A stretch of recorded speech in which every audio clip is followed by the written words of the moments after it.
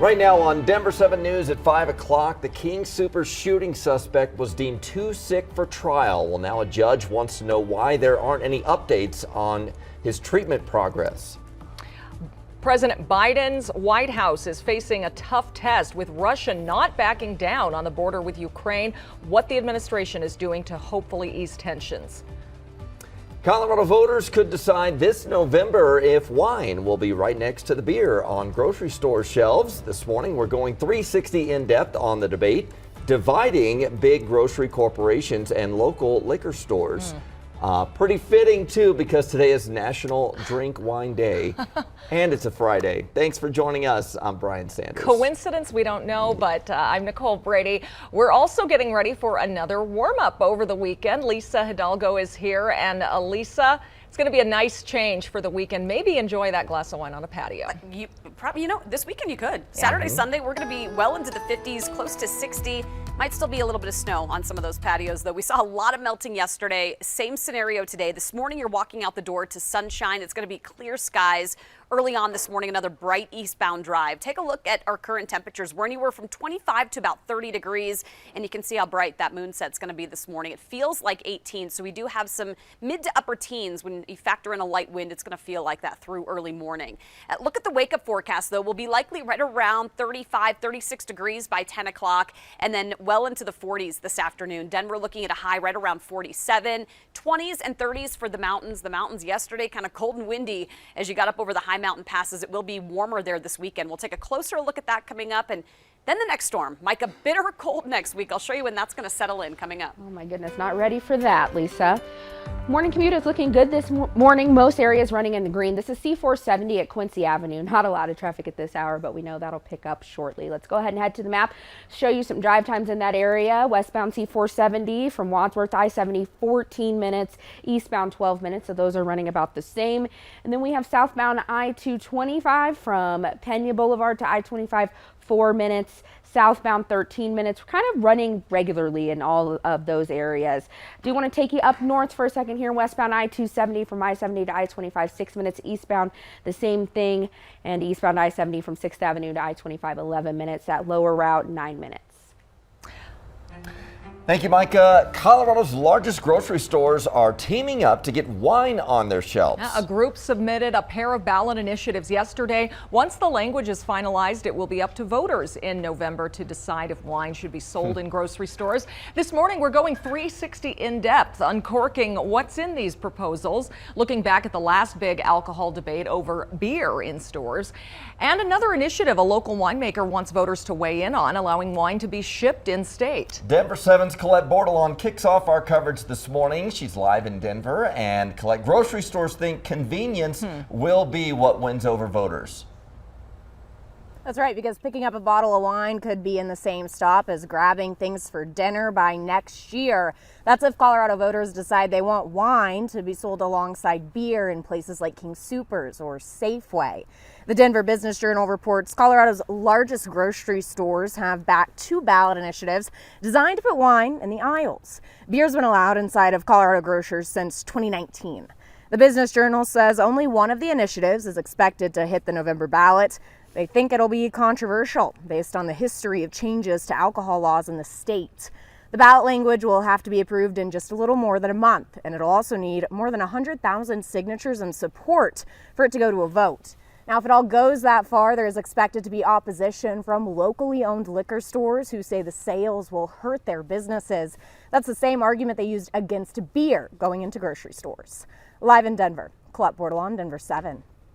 Thank you, Colette. Well, as a reminder, it took a little while for full-strength beer to be allowed in Colorado grocery stores. Lawmakers didn't approve it until 2019. Before that, grocery and convenience stores were limited to beer with only 4% alcohol by volume.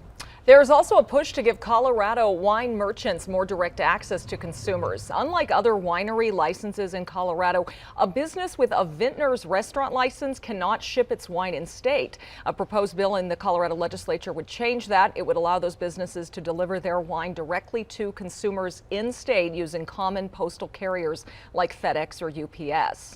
Of course, to-go alcohol is sticking around. Governor Polis signed a bill into law allowing alcohol for takeout and delivery delivery through July of 2025 at least. There are some specifications. Licensed businesses can sell customers up to 2 standard bottles of wine, one 750 milliliter bottle of spirits, and up to 144 ounces of malt liquors or hard cider from 7 a.m. to midnight every day. Well, the U.S. continues to sound the alarm about Russia potentially invading Ukraine at any moment. ABC's HACKETT is in Washington with new intelligence suggesting Russia is sending more troops to the border. This morning, the United States engaging in last-minute diplomacy in an effort to avert a war between Russia and Ukraine.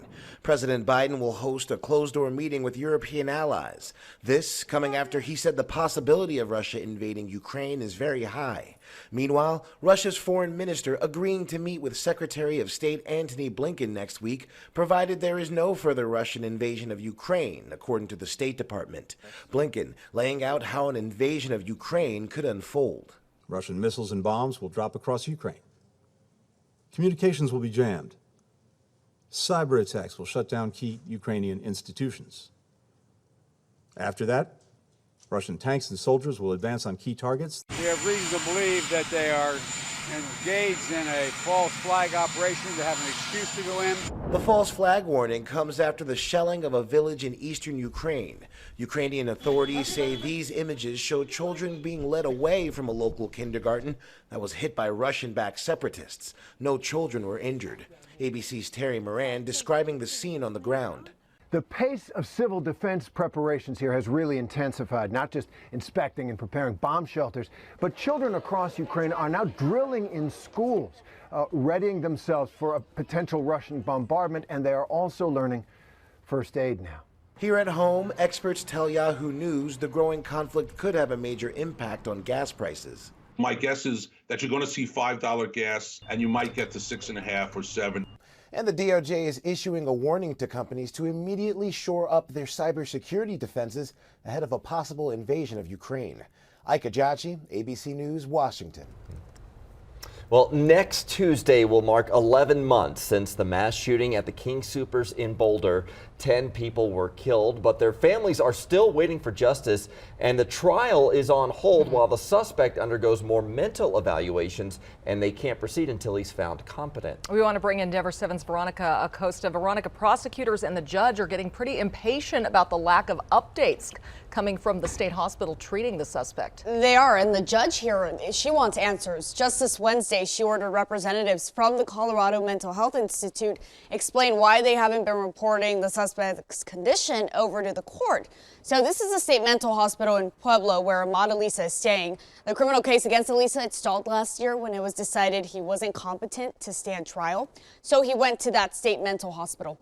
Our partners over at the Denver Post reported the hospital was required to file reports about the likelihood the treatment Elisa was receiving could improve his mental competency and the criminal case against him could continue.